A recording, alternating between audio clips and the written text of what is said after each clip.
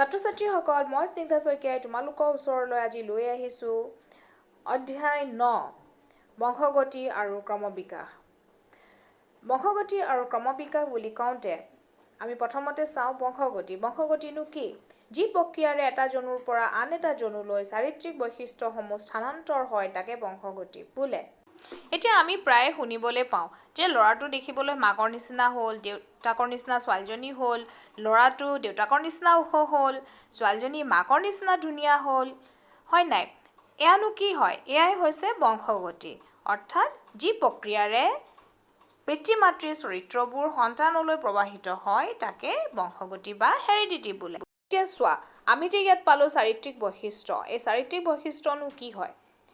চাৰিত্ৰিক বৈশিষ্ট্য হৈছে বাহ্যিক ৰূপ বা আচৰণ যিয়ে এটা প্ৰজাতিক আনটোৰ পৰা পৃথক কৰে। এতিয়া মানুহৰ কেঁচুৱা সদায় মানুহেই হ'ব, হয় নাই?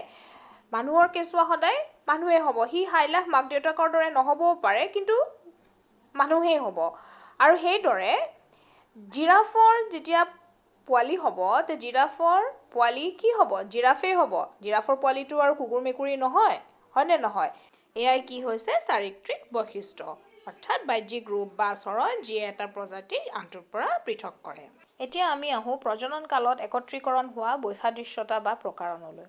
একুমুলেশ্যন অফ ভেৰিয়েশ্যন ডিউৰিং ৰিপ্ৰডাকশ্যন। তাৰ আগতে তোমালোকে জানিব লাগিব যে বৈসাদৃশ্যতা বা প্ৰকাৰণ কি হয়? বৈসাদৃশ্যতা বা প্ৰকাৰণ হৈছে এক বিশেষ সময়ৰ ভিতৰত এটা প্ৰজাতিৰ চাৰিত্ৰিক আৰু বৈশিষ্ট্যগত ভিন্নতা।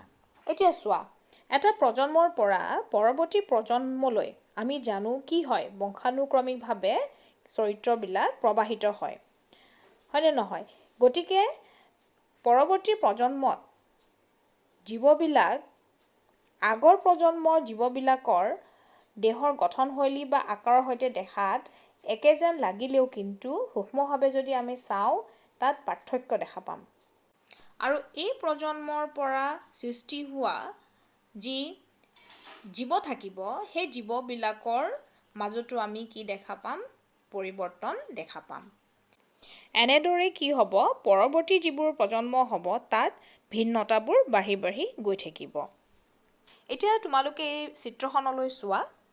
ইয়াত অযৌন প্ৰক্ৰিয়াৰে কেৱল এককভাৱে এটা জীৱই বংশ বিস্তাৰ কৰা দেখা গৈছে। এতিয়া কোনো এটা বেক্টেৰিয়া যদি দ্বিবিভাজন ঘটে, তেতিয়া কি হ'ব? এটা বেক্টেৰিয়াৰ পৰা দুটা বেক্টেৰিয়া হ'ব। পুনৰ সেই দুয়োটা বেক্টেৰিয়াৰ যদি বিভাজন ঘটে, তেতিয়া কি হ'ব? চাৰিটা বেক্টেৰিয়া সৃষ্টি হ'ব। এই চাৰিওটা বেক্টেৰিয়া যদি তোমালোকে চোৱা দেখিবা, দেখাত গোটেইকেইটা একেই, হয়নে নহয়? দেখাত গোটেইকেইটা একেই, কিন্তু তথাপিও তাৰ মাজত কিছু ভিন্নতা আছে। আৰু এই ভিন্নতা কিহৰ বাবে হয়? এই বিভাজন প্ৰক্ৰিয়াত DNA প্ৰতিলিপিকৰণৰ সময়ত হোৱা কিছুমান বিসংগতিৰ বাবে। এতিয়া আমি এককভাৱে এটা জীৱই বংশ বিস্তাৰ কৰোঁতে এই ভিন্নতা দেখা পাইছোঁ। এতিয়া ভাবি চোৱা যে যৌন প্ৰজননত কি হয়? দুটা জীৱ লগ লাগি এটা নতুন জীৱৰ সৃষ্টি হয়, হয় নাই? গতিকে য'ত অযৌন প্ৰজননত এটা জীৱৰ পৰা সৃষ্টি হোৱা যি জীৱ, তাতে ইমান ভিন্নতা দেখা পোৱা যায়। গতিকে য'ত দুটা জীৱ লগ লাগি সৃষ্টি কৰিব, তেতিয়া তাত আৰু কিমান ভিন্নতা দেখা পোৱা যাব? এয়া আমি পাছলৈ আলোচনা কৰিম। এতিয়া তোমালোকে ভাবি চাইছানে যে এই ভিন্নতাৰে যি জীৱৰ সৃষ্টি হ'ল, সেই সকলোবোৰ জীৱই বাৰু জীয়াই থাকিব পাৰিবনে? নোৱাৰে। উদাহৰণস্বৰূপে বেক্টেৰিয়া ধৰি লোৱা। কিছুমান বেক্টেৰিয়া খুব গৰম ঠাইতো থাকিব পাৰে, ইয়াতে গৰম সহ্য কৰিব পাৰে, গৰমত জীয়াই থাকিব পাৰে। কিন্তু কিছুমান বেক্টেৰিয়া আকৌ ঠাণ্ডাতহে জীয়াই থাকিব পাৰে। এতিয়া যিবিলাক বেক্টেৰিয়া ঠাণ্ডাত জীয়াই থাকিব পাৰে, সিহঁতক যদি গৰম এটুকুৰা ঠাইলৈ অনা হয়, সেই বেক্টেৰিয়াসমূহ জীয়াই থাকিবনে? নাথাকে। বেক্টেৰিয়াবোৰ কি হ'ব? মৰি যাব। এনে বৈসাদৃশ্যতা বিশিষ্ট জীৱবিলাকক পৰিৱেশৰ কিছুমান কাৰকৰ প্ৰভাৱত প্ৰকৃতিয়ে নিজে নিজে নিৰ্বাচিত কৰে আৰু তাৰ আলমতে ক্ৰমবিকাশ প্ৰক্ৰিয়াটো সংঘটিত হয়। এয়া আমি পাছলৈ পঢ়িম বাৰু। এতিয়া আমি আহোঁ চাৰিত্ৰিক বৈশিষ্ট্যৰ বংশানুক্ৰমিক প্ৰবাহ। তোমালোকক মই আগতেই কৈ থৈছোঁ চাৰিত্ৰিক বৈশিষ্ট্য কি হয়। এতিয়া সাদৃশ্য আৰু বৈসাদৃশ্য বুলিলে প্ৰকৃততেনো আমি কি বুজোঁ? সাদৃশ্য বুলি যেতিয়া কোৱা যায় তেতিয়া ভাবি চোৱা যে মই আগতেই কৈছোঁ তোমালোকক মানুহৰ কেঁচুৱা এটা মানুহৰ কি থাকিব? সকলোবিলাক মৌলিক বৈশিষ্ট্য বহন কৰিব, হয় নাই? দেখিবলৈ মানুহৰ কেঁচুৱাটো সদায় মানুহেই হ'ব, মই যিটো কৈছিলোঁ তোমালোকক। কিন্তু কেঁচুৱাটো হাইলাখ মাক দেউতাকৰ দৰে একেও নহয়, হয় জানো? একে নহয়। আৰু সেইদৰে কি হৈ যায়? মানুহৰ জনসংখ্যাৰ মাজত বহুত বেছি বৈসাদৃশ্যতা দেখা পোৱা যায়। এতিয়া তোমালোকক মই আগতেও কৈ আহিছোঁ যে চাৰিত্ৰিক বৈশিষ্ট্যসমূহ কি হয়? বংশানুক্ৰমিকভাৱে প্ৰবাহিত হয়। সেইটো জানিবৰ কাৰণে তোমালোকে নিজে এটা পৰীক্ষা কৰি চাব পাৰা। তোমালোকে নিজৰ বন্ধু বান্ধৱীৰ কাণৰ লটি নিৰীক্ষণ কৰিবাচোন। তোমালোকে দেখা পাবা যে কোনোবা বন্ধু বা বান্ধৱীৰ কাণৰ লটি লগা হয় আৰু কিছুমানৰ কি হয়? মুক্ত হৈ থাকে।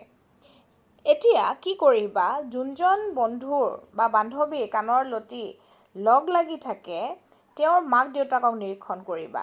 দেখা পাবা যে হয় মাক বা নহয় দেউতাকৰ কি হ'ব? কাণৰ লটি লাগি থকা হ'ব। ঠিক সেইদৰে যিজনৰ কাণৰ লটি লাগি থকা নাই বা মুক্ত হৈ আছে তেওঁৰ মাক দেউতাকক নিৰীক্ষণ কৰি চাবা আৰু দেখা পাবা যে কোনোবা এজনৰ কাণৰ লটি লাগি নথকা হয়। ঠিক আছে? ইয়াৰ দ্বাৰা তুমি কি বুজি পাবা? যে চাৰিত্ৰিক বৈশিষ্ট্য যি আছে সেয়া বংশানুক্ৰমিকভাৱে প্ৰবাহিত হয়। এতিয়া আমি আহোঁ এই চাৰিত্ৰিক বৈশিষ্ট্য বংশানুক্ৰমিক প্ৰবাহৰ নিয়মলৈ। এতিয়া বংশানুক্ৰমিক প্ৰবাহৰ নিয়মবিলাকৰ লগত এই কথাৰ সম্পৰ্ক আছে যে সন্তানৰ দেহলৈ প্ৰবাহিত হোৱা জিনীয় পদাৰ্থখিনিত মাক আৰু দেউতাকে সম পৰিমাণে বৰঙণি আগবঢ়ায়। কি কৈছে? যে বংশানুক্ৰমিক প্ৰবাহৰ যি নিয়ম আছে সেই নিয়মৰ লগত এটা কথাৰ সম্পৰ্ক আছে আৰু সেই কথাটো কি? যে সন্তানৰ দেহলৈ অৰ্থাৎ আমাৰ দেহলৈ কি হয়? আমাৰ মা আৰু দেউতাৰ দুয়োজনৰে যি জিনীয় পদাৰ্থ আহে সেয়া হৈছে সমপৰিমাণৰ। ইয়াৰ পৰা আমি কি বুজিব পাৰিলোঁ? যে চাৰিত্ৰিক বৈশিষ্ট্যসমূহৰ বংশানুক্ৰমিক প্ৰবাহত মাক দেউতাক দুয়োজনৰ DNA ৰ প্ৰভাৱ পৰে। গতিকে এজন সন্তানৰ পিতৃ মাতৃ দুয়োজনৰে চাৰিত্ৰিক বৈশিষ্ট্য থাকিব। এতিয়া কথা হ'ল যে যদি এনে হয় তেনেহ'লে সন্তানত দেখা পোৱা চাৰিত্ৰিক বৈশিষ্ট্যসমূহ কাৰ পক্ষৰ হ'ব? মাতৃপক্ষৰ নে পিতৃপক্ষৰ? আৰু এই কথাৰ সমাধান আমাক দিছিল গ্ৰেগৰ জোহান মেণ্ডেলে। মেণ্ডেলে ধৰ্মীয় মঠত শিক্ষা লাভ কৰি ভিয়েনা বিশ্ববিদ্যালয়ত বিজ্ঞান আৰু অংকৰ শাস্ত্ৰ পঢ়িবলৈ গৈছিল। কিন্তু তেওঁ শিক্ষকতা বৃত্তিৰ বাবে যি প্ৰমাণপত্ৰৰ পৰীক্ষা দিব লগা হৈছিল তাত তেওঁ উত্তীৰ্ণ হোৱা নাছিল আৰু তেওঁ পুনৰ ধৰ্মীয় মঠলৈ উভতি আহিছিল। কিন্তু তেওঁৰ যি বৈজ্ঞানিকভাৱে অনুসন্ধান কৰা উদ্যমতা আছিল তাক তেওঁ ৰখাব পৰা নাছিল আৰু তেওঁ কি কৰিছিলে? মটৰ মাহ গছৰ ওপৰত এলানি পৰীক্ষা চলাইছিলে। সেই সময়ত যদিও বহুকেইজন বিজ্ঞানীয়ে বংশানুক্ৰমিক চৰিত্ৰৰ প্ৰবাহৰ নিয়মৰ বিষয়ে মটৰ মাহ বা আন জীৱৰ ওপৰত পৰীক্ষা নিৰীক্ষা চলাই আছিল, কিন্তু মেণ্ডেলৰ বিজ্ঞান আৰু অংকশাস্ত্ৰত পটুতা থকাৰ বাবেই তেখেতেহে পোনপ্ৰথমে বংশানুক্ৰমিক চৰিত্ৰবিলাক এটা প্ৰজন্মৰ পৰা আনটো প্ৰজন্মলৈ কেনেদৰেনো প্ৰবাহিত হয় তাক পৰীক্ষামূলকভাৱে প্ৰমাণ দাঙি ধৰি সঠিক সমাধান দিছিল আৰু তাৰ বাবেই মেণ্ডেলক ফাদাৰ অৱ জেনেটিক্স বুলি কোৱা হয়। এতিয়া তোমালোকৰ এইখিনি এটা প্ৰশ্ন আহিব পাৰে যে মেণ্ডেলে মটৰ মাহৰ গছে পৰীক্ষাৰ বাবে কিয় বাছি লৈছিল? কাৰণসমূহ হৈছে যে এই উদ্ভিদৰ ফুলবোৰ উভকামী। কি হয়? এই উদ্ভিদৰ ফুল উভকামী হয় আৰু সেইবোৰ স্বপৰাগযোগ বা সংকৰিত নিষেচন আৰু স্বনিষেচন আদি সহজে কৰিব পাৰি। 3 নম্বৰটো হৈছে বিভিন্ন শাৰীৰিক বৈশিষ্ট্যবোৰ ইয়াত চিনাক্ত কৰা আৰু অধ্যয়ন কৰা সহজ আছিল। আৰু 4 নম্বৰটো তেওঁলোকৰ জীৱনকাল কম আৰু উদ্ভিদবোৰ ৰক্ষণাবেক্ষণ কৰা সহজ আছিল।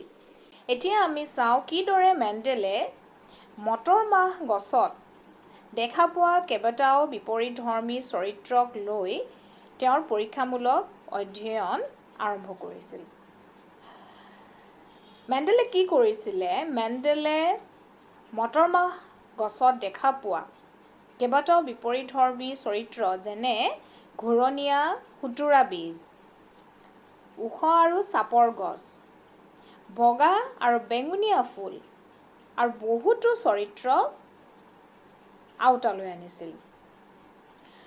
তেখেতে মটৰমাহৰ গছৰ উচ্চতাৰ ভিত্তিত ওখ আৰু চাপৰ গছৰ মাজত সংকৰণ ঘটাই সৃষ্টি হোৱা ওখ আৰু চাপৰ গছৰ পৰিমাণ শতাংশ ৰূপত প্ৰকাশ কৰিছিল।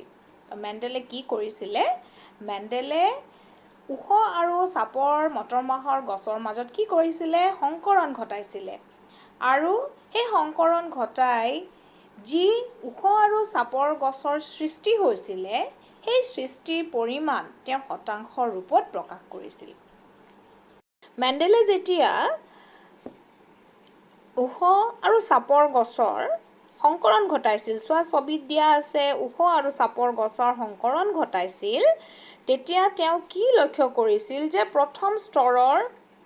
প্ৰথম প্ৰজন্ম, যাক তেওঁ F1 জেনেৰেশ্যন অৰ্থাৎ ফাৰ্ষ্ট ফিলিয়েল জেনেৰেশ্যন বুলি কৈছিল, তাত সন্ততিবিলাক মধ্যমীয়া উচ্চতাৰ নাছিল। সকলোবিলাক কি আছিল? মটৰমাহৰ গছ ওখ আছিল। চোৱা ছবিখনত F1 জেনেৰেশ্যন বুলি এইটো লিখা আছে, ইয়াত সকলোবিলাক মটৰমাহ গছ কি হয়? কি দেখা পাইছা? ওখ হয়, হয় নাই? ইয়াতে মেণ্ডেলে ওখ গছ আৰু চাপৰ গছৰ সংকৰণ ঘটাইছিল আৰু প্ৰথম প্ৰজন্মত তেওঁ পাইছিল যে সকলোবিলাক মটৰমাহৰ গছ ওখ আছিল।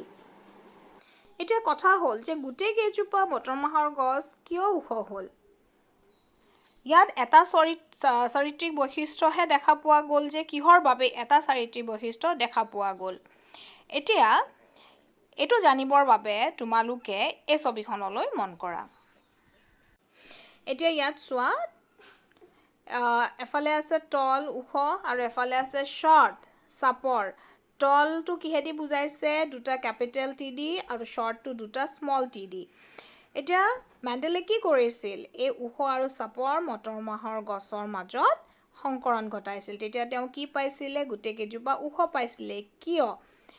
চাবা, এই তলৰ পৰা, তল মানে ওখ, এই ওখৰ পৰা তুমি যিকোনো এটা টি আহিলে কি হ'ব? এইটো কেপিটেল টি আহিব, হয় নাই? এতিয়া চোৱা, এইটো কেপিটেল টি আহিলে ইয়ালে, আৰু এই শ্বৰ্টৰ পৰা কি আহিব? যোনটো টিয়ে নোলোৱা কিয় স্মল টি এটা আহিব। ইয়াৰ পৰা এটা স্মল টি আহিলে। এইটো কি হয়? এইটো হৈছে যোজন কোষ। যোজন কোষ মানে পুৰুষ শুক্ৰাণুৰ সৈতে মহিলাৰ ডিম্বাশয় মিহলি হৈ পেলাই কি হয়? যোজন কোষ হয়। আৰু ইয়ে ডাঙৰ হৈ পেলাই কি হ'ব?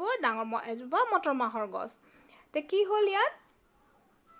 এই যিটো যোজন কোষ, ইয়াত ওখৰ পৰা কেপিটেল টি এটা আহিলে আৰু চাপৰৰ পৰা স্মল টি এটা আহিলে। আৰু যোনটো কেপিটেল টি হয়, কেপিটেল টিটো হৈছে প্ৰভাৱী চৰিত্ৰ। কি হয়? প্ৰভাৱী চৰিত্ৰ। আৰু আনহাতে স্মল টি যোনটো হৈছে, সেইটো হৈছে কি? অপ্ৰভাৱী চৰিত্ৰ। এতিয়া প্ৰভাৱী চৰিত্ৰ বা ডমিনেণ্ট বুলি কোৱা হয় ইয়াক, আৰু ৰিচেছিভ বা অপ্ৰভাৱী বুলি কোৱা হয়। এতিয়া এই যি কেপিটেল টি আছে, কেপিটেল টি এটা মাত্ৰ কাৰকেই ওখ গছ সৃষ্টিৰ বাবে যথেষ্ট। কিন্তু চাপৰ গছৰ বাবে দুয়োটা স্মল টি থকাৰ প্ৰয়োজন। আৰু ইয়াত কি হৈছে? ইয়াত যোজন কোষত এটা কেপিটেল টি আহিছে আৰু এটা স্মল টি আহিছে, হয় নাই? ঠিক সেইদৰে আমি যদি ওখ গছৰ পৰা আনটো টিও লওঁ, সেইটো কেপিটেল টি আহিব, আৰু ইটোৰ পৰা চাপৰৰ পৰা যদি আমি টি আনো, সেইটো কি হ'ব? স্মল টি আহিব। তাতো এটা কেপিটেল টি আৰু এটা স্মল টি আহিব, হয় নহয়? এতিয়া তেনেকৈ ইয়াৰ পৰা কি হ'ব? 4জোপা মটৰ মাহৰ গছ হ'ব আৰু সকলোতে এইদৰেই কেপিটেল টি আৰু স্মল টি থাকিব। আৰু যিহেতু এটা কেপিটেল টিয়ে গছ এজোপা ওখ হোৱাৰ বাবে যথেষ্ট, গতিকে এই গোটেই কেইজোপা গছ কি হ'ল, মটৰ মাহৰ গছ ওখ হ'ল। কিন্তু এই ওখ কি আছিলে, পৈতৃক পুৰুষৰ নিচিনা বিশুদ্ধ ওখ নাছিল, মিশ্ৰিত ওখহে আছিল। এইবাৰ মেণ্ডেলে কি কৰিলে চোৱা, F1 জেনেৰেশ্যন বা প্ৰথম প্ৰজন্মৰ যি মটৰ মাহৰ গছ আছিল, তেনে মটৰ মাহৰ গছ দুজোপাৰ মাজত সংকৰণ ঘটালে। আৰু সংকৰণ ঘটোৱাৰ পিছত তেওঁ কি দেখা পালে, তেওঁ দেখা পালে যে তাত 3জোপা মটৰ মাহৰ গছ ওখ আছিল আৰু এজোপা চাপৰ আছিল। তোমালোকে চিত্ৰটোত দেখা পাইছা যে ফাৰ্ষ্ট জেনেৰেশ্যনৰ যি মটৰ মাহৰ গছ আছিল, সেয়া কি আছিল, ওখ আছিল। তাৰে দুজোপাৰ মাজত যেতিয়া সংকৰণ কৰালে, ক্ৰছ কৰালে, তেতিয়া কি হ'ল, 3জোপা ওখ মটৰ মাহৰ গছ হ'ল আৰু এজোপা চাপৰ মটৰ মাহৰ গছ হ'ল। কিন্তু তোমালোকে এই চিত্ৰখনত মন কৰিবা যে তিনিজোপা যি ওখ মটৰ মাহৰ গছ আছে, তাত এজোপাত ডাবল টি আছে, অৰ্থাৎ ই কি হয়, ই বিশুদ্ধ ওখ হয়। আৰু বাকী দুটাত কি আছে, এটা কেপিটেল টি আৰু এটা স্মল টি, আৰু এটাত আকৌ ইটোতো কেপিটেল টি স্মল টি, অৰ্থাৎ এইটো কি হয়, বিশুদ্ধ নহয়। আৰু শেষৰটো কি হৈছে, দুটা স্মল টি আছে, তাৰমানে এইটো কি হয়, চাপৰ হয়, হয়নে নহয়? এতিয়া এইটো কি হ'ল, আগৰ ধৰণেৰে আমি চাওঁ। এয়া চোৱা, F1 জনুৰ আমি দুজোপা গছ ল'লোঁ, এইটোত আৰু তাত মিশ্ৰিত ওখ আছিলে, কেপিটেল টি আৰু স্মল টি, এইফালেও কেপিটেল টি আৰু স্মল টি, হয় নাই? এতিয়া এই কেপিটেল টি আৰু স্মল টিৰ পৰা কি আহিব, কেপিটেল টি আৰু স্মল টি, এই জিন দুটা আছে, আৰু এইপিনে কেপিটেল টি আৰু স্মল টি দুইটা জিন ইয়াত আছে। এতিয়া চোৱা, আমি যেতিয়া সংকৰণ ঘটাম, তেতিয়া কি হ'ব, এই কেপিটেল টিটোৰ লগত এই কেপিটেল টিটো লগ হ'ব। কি হ'ব লগ হৈ পেলাই, দুটা কেপিটেল টি, অৰ্থাৎ ই ওখ গছ হ'ব, হয়নে, বিশুদ্ধ ওখ। আকৌ এই কেপিটেল টিটোৰ লগত এইটো লগ হ'ব, তেতিয়া কি হ'ব, কেপিটেল টি আৰু স্মল টি, এইটো কি হ'ব, মিশ্ৰিত ওখ। এইটো চোৱা, ইয়াত স্মল টি আছে, ইয়াত কেপিটেল টি আছে, গতিকে ইয়াত কি হ'ব, কেপিটেল টি স্মল টি, আকৌ মিশ্ৰিত ওখ। কাৰণ কেপিটেল টিটো কি হয়, আগতেও কৈছিলোঁ, এইটো ডমিনেণ্ট চৰিত্ৰৰ হয় বা প্ৰভাৱী চৰিত্ৰৰ হয়, সেইকাৰণে কি হ'ব, এই গছকেইজোপা ওখ হ'ব। আৰু এইটো চোৱা, এইটো স্মল টি, আৰু এইপিনৰ পৰা এইটো কি আহিব, স্মল টি, অৰ্থাৎ এইটো কি হৈ গ'ল, দুটা স্মল টি। আগতেও কৈছোঁ যে চাপৰ হ'বলৈ কি লাগিব, স্মল টি দুটা। এতিয়া আমি ইয়াত কি দেখা পালোঁ, যে ইয়াত 3জোপা গছ ওখ হয় আৰু এজোপা চাপৰ, আৰু 3জোপাৰ ভিতৰৰে এজোপা হৈছে বিশুদ্ধ ওখ, দুজোপা মিশ্ৰিত ওখ, আৰু এজোপা চাপৰ, হয় নাই? গতিকে মেণ্ডেলে ইয়াক ৰেচিঅ'ত কেনেকৈ প্ৰকাশ কৰিছিল, 3:1, আৰু যিহেতু এজোপা বিশুদ্ধ ওখ আৰু এজোপা মিশ্ৰিত ওখ, তো ইয়াক কি হিচাপত প্ৰকাশ কৰিছিল, 1:2:1। গতিকে মেণ্ডেলে এতিয়া এই F2 জনুত যিখিনি মটৰ মাহৰ গছ হ'ল, তাক কি হিচাপে প্ৰকাশ কৰিলে, 1:2:1। এতিয়া মেণ্ডেলৰ যি এই পৰীক্ষামূলক অধ্যয়ন, তাৰ পৰা আমি কি বুজি পালোঁ, তাৰ পৰা এটা কথাই স্পষ্ট হৈ পৰিলে যে F1 জনুত কি হয়, পৈতৃক পুৰুষত যি ওখ আৰু চাপৰ গছ আছিল, হয় নাই, সেই ওখ আৰু চাপৰ যি চাৰিত্ৰিক বৈশিষ্ট্য আছিল, সেই দুয়োটা চাৰিত্ৰিক বৈশিষ্ট্য F1 জনুলৈ কি হৈছিল, প্ৰৱাহ ঘটিছিল। কিন্তু F1 জনুত কেৱল ওখ চাৰিত্ৰিক বৈশিষ্ট্যটোহে প্ৰকাশ পাইছিল। ইয়াৰ পৰা এইটো স্পষ্ট হৈ পৰিলে যে যৌন প্ৰজনন যোগে বংশ বিস্তাৰ কৰা প্ৰত্যেকটো জীৱই কি কৰে, চাৰিত্ৰিক যি বৈশিষ্ট্যবিলাক থাকে, তাৰ দুটাকৈ কাৰক বংশানুক্ৰমিকভাৱে প্ৰৱাহিত কৰে। আৰু এই দুয়োটা কাৰক একেবাৰে একে নহ'বও পাৰে বা একেও হ'ব পাৰে, এইবোৰ কিহৰ ওপৰত নিৰ্ভৰ কৰিব মাতৃ পিতৃৰ ওপৰত নিৰ্ভৰ কৰিব এইবাৰ মেণ্ডেলে কি কৰিলে তেওঁ বেঙুনীয়া ফুল আৰু বগা ফুলৰ গছৰ মাজত সংকৰিত নিষেচন কৰিলে সংকৰিত নিষেচন মানে যেতিয়া বেলেগ বেলেগ প্ৰজাতিৰ গছৰ মাজত সংকৰণ ঘটোৱা হয় তাকে সংকৰিত নিষেচন বোলা হয় আৰু ইয়াতে কি হ'ল এজোপা বেঙুনীয়া ফুলৰ মটৰমাহৰ গছ ল'লে আৰু আনজোপা কি ল'লে বগা ফুলৰ মটৰমাহৰ গছ ল'লে এতিয়া তেওঁ কি দেখা পালে F1 জোনত যেতিয়া ইয়াৰ সংকৰণ ঘটোৱা হ'ল F1 জোনত দেখা পালে যে গোটেই কেইজোপা গছতে বেঙুনীয়া ফুল হৈছে ইয়াৰ অৰ্থ কি যে বেঙুনীয়া যোনটো ৰং সেইটো কি হ'ল প্ৰভাৱী চৰিত্ৰৰ হ'ল বুজি পালা প্ৰভাৱী চৰিত্ৰৰ হ'ল এইবাৰ তেওঁ F1 জোনৰ গছৰ মাজত স্বনিষেচন ঘটালে স্বনিষেচন মানে হৈছে যেতিয়া একেই জোনৰ গছৰ মাজত সংকৰণ ঘটাই তাকে স্বনিষেচন বোলে এতিয়া F1 জোনত যি গছ ওলালে তাৰে দুজোপাৰ মাজত তেওঁ সংকৰণ ঘটালে তেতিয়া তেওঁ কি পালে F2 জোনত তেওঁ কি পালে যে চোৱা বেঙুনীয়া ৰঙৰ ফুল কিমান হ'ল গছ বেঙুনীয়া ৰঙৰ ফুলৰ গছ হ'ল 3 জোপা আৰু বগা এজোপা হ'ল এতিয়া ইয়াৰ পৰা আমি কি বুজি পালো যে যিটো বগা ফুলৰ গছ আছিলে এই বগা ফুলৰ যিটো চাৰিত্ৰিক বৈশিষ্ট্য এইটো F1 জোনলৈ আহিছিলে কিন্তু F1 জোনত সেইটো প্ৰকাশ পোৱা নাছিলে কাৰণ হি কি হৈ আছিলে হি অপ্ৰভাৱী হৈ আছিলে বা ৰিচেছিভ হৈ আছিলে কিন্তু F2 জোনত সেইটো ওলাই পৰিলে প্ৰকাশ পালে আৰু ইয়াৰ নিয়মটো একেই মই যিদৰে তোমালোকক দেখাইছিলোঁ ওখ আৰু চাপৰ গছৰ মাজত সংকৰণ ঘটাওঁতে আৰু মেণ্ডেলে ইয়াক এতিয়া কিভাৱে প্ৰকাশ কৰিলে 3:1 হয় নাই 3:1 অনুপাতত প্ৰকাশ কৰিলে আশা কৰোঁ তোমালোকে এইকণলৈকে বুজি পাইছা আমি অহাবাৰ ক্লাছত পঢ়িম চাৰিত্ৰিক বৈশিষ্ট্যবিলাক কেনেকৈ প্ৰকাশ কৰে হাউ ডু দিছ ট্ৰেইটছ গেট এক্সপ্ৰেছড ঠিক আছে চাৰিত্ৰিক বৈশিষ্ট্যবিলাক কেনেকৈ প্ৰকাশ কৰে আমি নেক্সট ক্লাছত পঢ়িম